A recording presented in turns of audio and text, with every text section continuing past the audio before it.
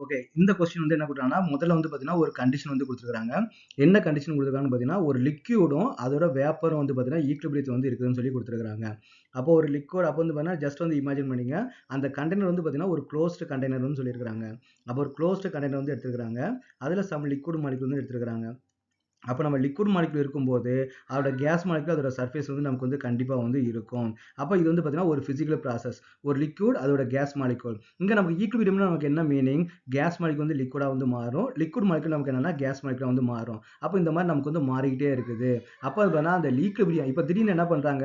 அதோட கண்டெய்னர் வந்து என்ன பண்ணா, திடீர்னு வந்து நமக்கு வந்து இன்கிரீஸ் பண்றாங்க. அதோட சைஸ இன்கிரீஸ் பண்ணும்போது, அப்ப நமக்கு என்ன ஆகும் பார்த்தீங்கன்னா, அந்த வேப்பர்லாம் நமக்கு என்ன ஆகும்? மேல போயிட்டு நமக்கு வந்து ஃப்ரீயா வந்து பெனட்ரேட் ஆகும். அதோட வேப்பர் பிரஷர் வந்து நமக்கு வந்து குறையும். ஆனா இங்க என்ன சொல்லியிருக்காங்க பார்த்தீங்கன்னா, அந்த ஈக்விலிபிரியம் வந்து நமக்கு வந்து ரீஸ்டோர்ட் அப்படின்னு குடுத்துருக்காங்க. அதாவது நீங்க வால்யூமை இன்கிரீஸ் பண்ணதுக்கு அப்புறம் அந்த ஈக்விலிபிரியம் வந்து நமக்கு வந்து மாறல அப்படின்னு வந்து சொல்றாங்க.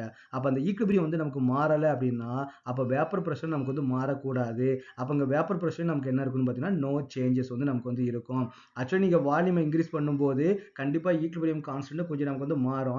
ஆனா கொஞ்சம் கம்மியா தான் இருக்கும். எப்பவுமே ஈக்விலிபிரியம் கான்ஸ்டன்ட் வந்து பார்த்தீங்கன்னா, டெம்பரேச்சர் அண்ட் பிரஷரை பொறுத்தா நமக்கு வந்து அதிகமா நமக்கு வந்து சேஞ்ச் ஆகும். ஜஸ்ட் வால்யூம் இன்கிரீஸ் பண்றதுனால பெருசா சேஞ்ச் இருக்காது. ஆனா நமக்கு குடுத்துருக்க கண்டிஷன் என்னன்னு பார்த்தீங்கன்னா, ஈக்விலிபிரியம் வந்து ரீஸ்டோர் ஆகுது. அதாவது வால்யூமை இன்கிரீஸ் பண்றதுக்கு முன்னாடியும், வால்யூமை இன்கிரீஸ் பண்ணதுக்கு அப்புறமும் பெருசா வந்து நம்ம ஈக்விலிபிரியத்துல வந்து நமக்கு வந்து சேஞ்சஸ் இல்ல அப்படின்னாங்கன்னா, அப்போ வேப்பர் பிரஷர்லயும் நமக்கு வந்து சேஞ்சஸ் வந்து இல்லன்னு அர்த்தம். ஓகே.